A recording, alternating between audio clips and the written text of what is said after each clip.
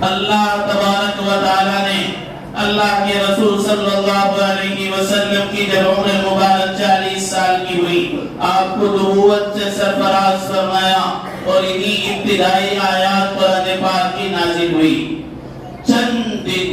چند الفاظ کے اندر وہ منظر کشی کرنی ہے کہ نبوت اور بعثت سے پہلے مکہ المکرمہ کی جو حالت تھی وہ ہم بار بار سنتے رہتے تھے۔ چاروں طرف بے حیائی تھی، بدحالی تھی، انتہائی بے حسی تھی، انسان نما جانور بن چکا تھا، درندگی عام تھی، اپنی بچیوں کو زندہ زمین میں درگور کیا کرتے تھے۔ غور سے الفاظ سنو، اپنی بچیوں کو زندہ زمین میں درگور کیا کرتے تھے، اپنے مونٹوں کے پانی پلانوں پر سالوں جنگ چلا کرتی تھی، خون بہانا آسان ہو گیا تھا، حیوانیت اور درندگی عام تھی۔ ایسے حالات میں سب سے پہلی وحی نازل ہوئی ہے، پڑھ اپنے رب کے نام سے۔ جتنی تعلیم زندہ ہوگی، جتنے زیادہ علم آئے گا، جتنا زیادہ اللہ کے نام کے ساتھ اللہ کا ذکر آئے گا، اللہ کا علم آئے گا، علم امت میں عام ہوگا، جہالت خود بخود ختم ہوگی۔ جس طرح رات کے اندھیروں کے بعد دن نکلتا ہے، کوئی کہتا نہیں کہ رات تو چلی جا، جب دن کا آغاز ہوتا ہے رات خود بخود چلی جاتی ہے، رات کا اندھیرا خود بخود ختم ہو جاتا ہے۔ پہلی وحی کا آغاز یاد دلا رہا ہے کہ قرآن کریم یہ پیغام دے رہا ہے، اے نوجوانوں، اے 1450 سال بعد آنے والے انسانوں، اے حضرت کی سرزمین پر رہنے والے مسلمانوں، یاد رکھو آج جو جہالت ہے، آج جو بے حیائی ہے، وہ دور نبوت سے زیادہ نہیں ہے۔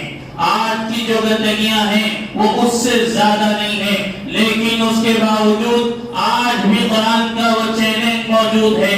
میں آپ کو بتاتا چلوں کہ 1.25 لاکھ انبیاء علیہ السلام آئے۔ کتنے آئے؟ 1.25 لاکھ انبیاء علیہ السلام آئے۔ ہر نبی کوئی نہ کوئی معجزہ لے کر آیا۔ کسی نبی کے پاس کوئی معجزہ، موسیٰ علیہ السلام کے ہاتھ میں لاٹھی تھی، وہ لاٹھی کو ڈال دیتے اژدہا بن جاتا اور سانپ بن کے سارے اژدہوں کو ڈس جاتا۔ وہی لاٹھی کو سمندر پہ ڈال دیا، 12 راستے بن گئے، ہر ایک قبیلہ اپنے راستے پر پہنچ گیا۔ اللہ نے حضرت عیسیٰ علیہ السلام کے ہاتھ پر معجزہ عطا فرمایا تھا۔ قبر کے پاس کھڑے ہوتے تھے اور کہتے تھے تم باذن اللہ، اللہ کے حکم سے کھڑے ہو جاؤ۔ وہ مردہ قبر سے نکل آتا تھا، وہ کسی کوڑی پر ہاتھ پھیر دیتے تھے، وہ اس کو شفا مل جاتی تھی۔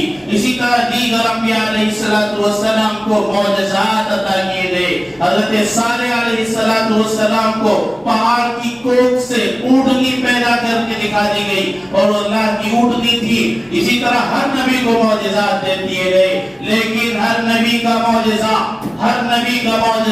اس نبی کے ساتھ رخصت ہو گئے۔ قربان جائیے اس تاجدار مدینہ آقا مدنی جناب محمد رسول اللہ صلی اللہ علیہ وسلم کی ذات گرامی پر کہ آپ صلی اللہ علیہ وسلم دنیا سے پردہ فرما گئے اور آپ کو جو معجزہ عطا کیا گیا تھا قرآن پاک کی شکل میں، وہ آج اپنی پوری حقیقت کے ساتھ موجود ہے۔ قرآن پاک میں خود کہا گیا، اللہ تبارک و تعالی خود کہہ رہے ہیں اِنَّا نَحْنُ نَزَّلْنَا الذِّكْرَ وَإِنَّا لَهُ لَحَافِظُونَ، کہ ہم نے ہی اس قرآن پاک کو نازل کیا ہے اور ہم ہی اس کی حفاظت کریں گے۔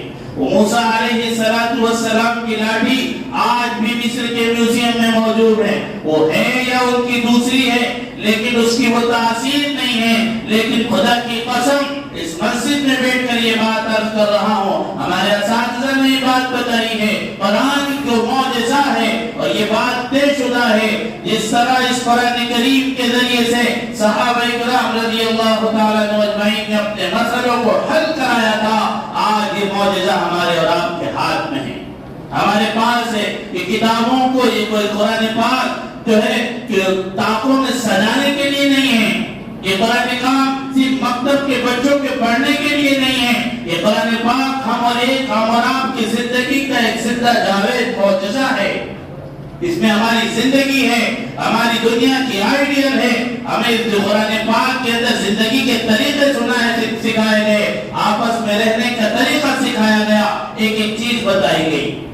اسی قرآن پاک میں یہ بھی بتایا گیا کہ کن چیزوں کا مقابلہ کیا جائے، کن چیزوں میں کمپٹیشن کیا جائے، کن چیزوں میں آگے بڑھا جائے۔ یہی قرآن پاک صحابہ اکرام کی صفات بتاتا ہے۔ محمد رسول اللہ، محمد اللہ کے رسول ہیں۔ والذین معه اشداء علی الکفار، ان کے ساتھ جو جماعت ہے یعنی صحابہ اکرام کی جماعت، وہ کفار کے مقابلے میں، دشمنوں کے مقابلے میں زبردست طاقتور، رحماء بینہم، آپس میں انتہائی نرم دل، ایک دوسرے سے پہلے پانی پینا گوارا نہیں کیا، ایک دوسرے سے پہلے جان دے دی پانی نہیں پیا، ایک دوسرے سے پہلے کو اپنے اوپر شفقت آگے نہیں بڑھنے دیا۔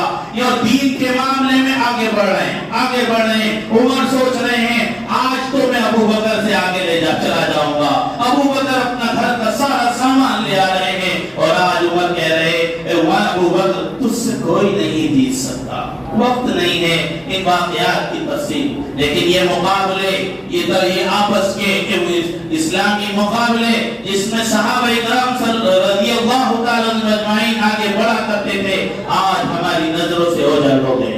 ہم مقابلہ کرتے ہیں فلمیں دیکھنے میں، ہم مقابلہ کرتے ہیں گیم کھیلنے میں، ہم مقابلہ کرتے ہیں نمازیں چھوڑنے میں، ہم مقابلہ کرتے ہیں داڑھیوں کو فیشن پہ رکھنے میں، ہم مقابلہ کرتے ہیں بالوں کو جانوروں کی طرح کاٹنے میں۔ جن چیزوں میں مقابلے کا حکم تھا اس کو چھوڑ دیا۔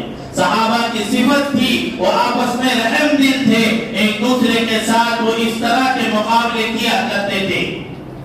حبشیوں کا کھیل ہوا کرتا تھا، اللہ کے رسول صلی اللہ علیہ وسلم دکھایا کرتے تھے۔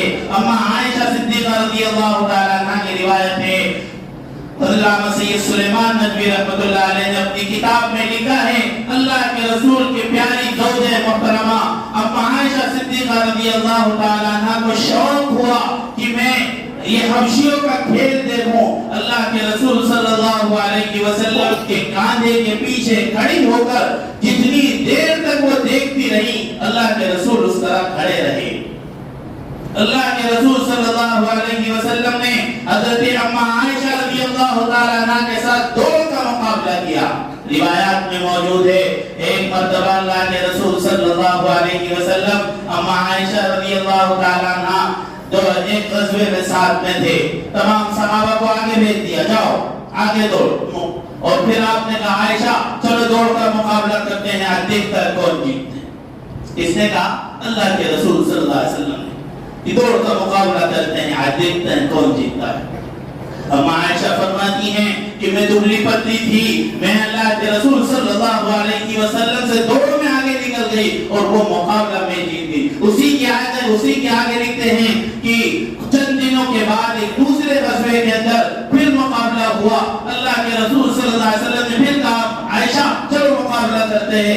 حضرت عائشہ فرماتی ہے کہ اب میرا جسم تھوڑا غربا ہو گیا تھا، پھر اللہ کے رسول صلی اللہ علیہ وسلم سے مقابلہ ہوا، دوڑ کا مقابلہ، اور آپ دوڑ میں مجھ سے آگے نکل گئے، اور پھر آپ نے یہ بات فرمائی عائشہ یہ اس کا بدلہ ہو گیا۔ یہ مقابلہ ہے، یہ اخلاق ہمارے اندر ہے، ہم اپنے گھر میں اپنی بیویوں کے ساتھ ایسے صاف ستھرے ہے، ہمارا یہ حسن کردار، ہم گھر گئے تو ہم تو سب سے بڑے ظالم، ہم باہر بنے با اخلاق گھومتے ہیں، اخلاق کو دکھاتے ہیں۔ اخلاق دکھانے کی چیز نہیں ہے، اخلاق اپنانے کی چیز ہے۔ نبی کی سیرت کو سیکھنا، نبی کی سیرت کو پڑھنا اسی لیے ہے تاکہ یہ زندگیوں میں آئے، تاکہ نبی کا گھرانہ ہمارا گھرانہ بن جائے، نبی کے گھر میں جس طرح زندگیاں تھی ویسی زندگیاں ہماری بن جائے۔ میری ماں اور بہنوں، جہاں میری آواز جا رہی ہے سنو اور غور سے سنو، کس طرح اللہ کے رسول صلی اللہ علیہ وسلم کے اپنے گھر میں معمولات تھے، کس طرح عائشہ رضی اللہ تعالی عنہ کی صفات تھی، کس طرح حدیثوں کو یاد کرنے کا شوق تھا اور زخمیوں کے علاجوں کا شوق تھا، کس طرح دوسری صحابیات کا ایک شوق تھا کہ کس طرح سے ہم دین کی مدد میں آگے بڑھیں۔ آج ہمارے اندر کے وہ جذبے ختم ہو گئے۔ وہ ماں جو بچوں کی سب سے پہلا مدرسہ ہے، وہ ماں جو بچوں کا سب سے پہلا مدرسہ ہے، آج بچپن میں اپنے بچوں کے ہاتھوں میں موبائل تھما رہی ہیں۔ آج ہی ہم نے ابھی مفتی صاحب نے پچھلے مسابقے میں پوچھا کہ بھئی تمہارے کامیابی کے پیچھے کس کا ہاتھ ہے؟ ایک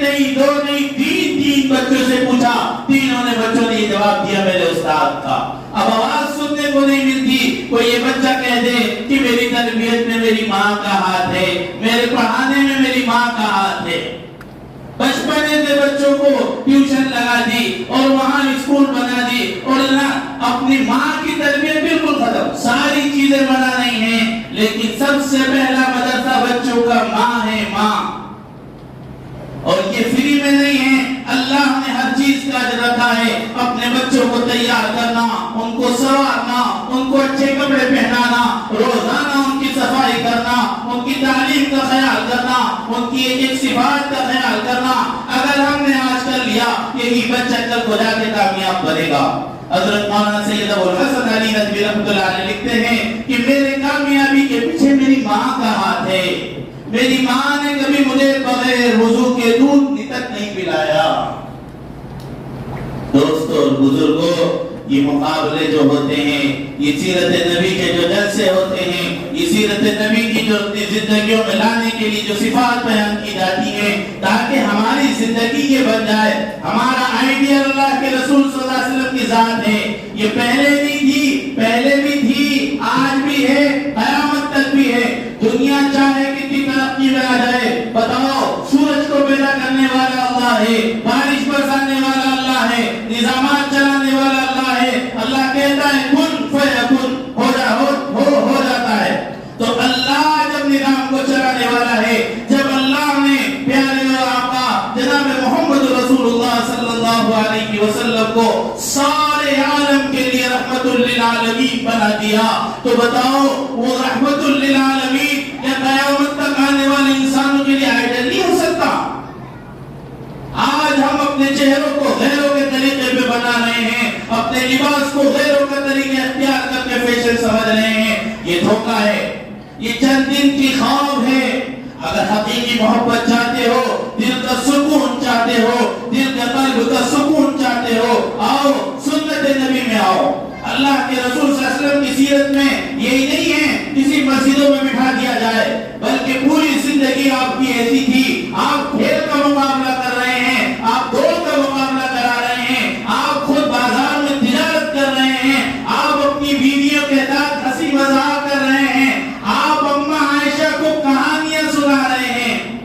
जो हम आज हमारे यहाँ जुमला मशहूर है ना, खुराफात खुराफात बक रहे हो। खुराफा नामी वाक़यात दौरे नबूवत में थे, कहानियां, जिनकी कहानियां अम्मा आयशा अल्लाह के रसूल को सुनाती थी और आप बड़े मजे से सुना करते थे। अम्मा आयशा की रिवायत है कि अल्लाह के रसूल सल्लल्लाहु अलैहि वसल्लम बड़ी मोहब्बत की, बड़ी प्यार की बातें मुझसे किया करते थे। अचानक आजान हो जाती तो ऐसा लगता था कि पहचानते भी नहीं है। जब अल्लाह का मुनादी पुकारता था तो पहचानते भी नहीं। लेकिन ये घरेलू जिंदगी थी, ये अखलाक थे। आज हमें मालूम ही नहीं है हमारे नबी ने हमें कौन सा आइडिया देकर रहे हैं। अल्लाह ने प्यारे आका जनाब मोहम्मद रसूलुल्लाह सल्लल्लाहु अलैहि वसल्लम की जिंदगी को किस तरह क़यामत तक आने वाले इंसानों के लिए नमूना बनाकर भेजा था। आज मुसलमानों से वो सिफात खत्म हो गई। कोई सिफात, कोई इलाका, कोई शहर, कोई बस्ती नजर नहीं आती जहाँ कहा जाए, यहाँ उंगली रख के ये कह दिया जाए, हाँ ये मोहम्मद अरबी सल्लल्लाहु अलैहि वसल्लम की इत्तिबा करने वाले हैं। तो कैसे दूसरा कौम हमको देखकर ईमान में दाखिल हो। हमें तो वो अखलाक सिखाए गए थे, वो किरदार सिखाए गए थे, ऐसा नबी हमें अता किया गया था। अल्लाह के रसूल सल्लल्लाहु अलैहि वसल्लम मुकाबला एक मर्तबा साफ एक आदमी आप झाड़ के नीचे लेटे हुए हैं, खजूर का दरख्त है, सब थके हुए हैं। एक दुश्मन आया, तलवार निकाली और कहा, बता मोहम्मद अब तुझको मुझसे कौन बचाएगा, तुझको मुझसे कौन बचाएगा, मैं यमनाउका मिन्नी। अल्लाह के रसूल सल्लल्लाहु अलैहि वसल्लम की आंख खुली है, आपने बड़े इत्मीनान के साथ कहा अल्लाह। उसके हाथ से तलवार गिर गई और फिर आपने कहा, अपने तलवार उठाई और उसको दरवाजा कहा, तुझको कौन बचाएगा। उसका ईमान अल्लाह पे नहीं था, वो गिड़गिड़ाने लगा और कहने लगा कि आपके सिवा कोई नहीं बचा सकता। आपने उससे पूछा क्या तू कलमा पढ़ेगा, उसने कहा नहीं, और ये लेकिन मैं मुसलमानों के मुकाबले में नहीं आऊंगा, आपने छोड़ दिया। ये है नबी के अखलाक। आंख को आंख से नहीं बुझाया जाता। आज हम सोच रहे हैं पत्थर मार के दिन जंग जीत लेंगे। قربانی دی نہیں ہے اور پتھر مار کے جنگ جیت لیں گے. نبی کا طریقہ زندگی میں آنا ضروری ہے. آج ہماری عورتوں کے آج جس چیز سے قرآن نے منع کیا، یا ایھا الذین آمنوا لا یسخر قوم من قوم عسى ان يكونوا خيرا منهم ولا نساء من نساء عسى ان يكون خيرا منهن. قرآن پاک نے صاف صاف کہا، اے ایمان والو، تم میں سے کوئی ایک دوسرے کا مذاق نہ اڑائے. اور خاص کر مخاطب کیا عورتوں کو کہ یہ بیماریاں عام طور پہ عورتوں میں ہوتی ہیں. چند عورتیں کہیں جمع ہو گئی، اس کی برائی اس کی برائی، اس کا مذاق اس کا مذاق، معمولی بات نہیں ہے. لا يسخر قوم من قوم ولا نساء من نساء عسى ان يكن خيرا منهن. کوئی عورتیں کسی عورت کا مذاق نہ اڑائے، کیونکہ مذاق اڑانا یہ بہت بری بات ہے. صاف صاف منع کیا گیا اور وہ ساری برائیاں ہماری عورتوں میں موجود ہیں. آج صحابہ اکرام رضی اللہ تعالی عنہ کی زندگی اٹھا کر دیکھو، وہ صحابیہ کی زندگی دیکھو. چھوٹا سا بچہ لا کر پیش کر رہی ہے اللہ کے رسول صلی اللہ علیہ وسلم کی دربار میں، اے نبی جی آپ اس میرے بچے کو لے لیجئے. اللہ کے نبی کہہ رہے ہیں یہ چھوٹا سا دودھ پیتا بچہ میرے کس کام میں آئے گا؟ اور سنو نوجوانوں سنو، وہ ماں کہہ رہی ہے کہ نبی جی اس کے علاوہ آپ کو قربان کرنے کو میرے پاس کچھ اور نہیں ہے. تنہا یہ بچہ ہے، اگر آپ پر تیر یا تلوار سے وار ہو، آپ ڈھال بنا کر میرے بچے پر وار، اس بچے سے وہ ڈھال بنا لینا. کیا ان ماں کے سینوں میں دل نہیں تھا؟ کیا ان ماں کے سینوں میں کلیجہ نہیں تھا؟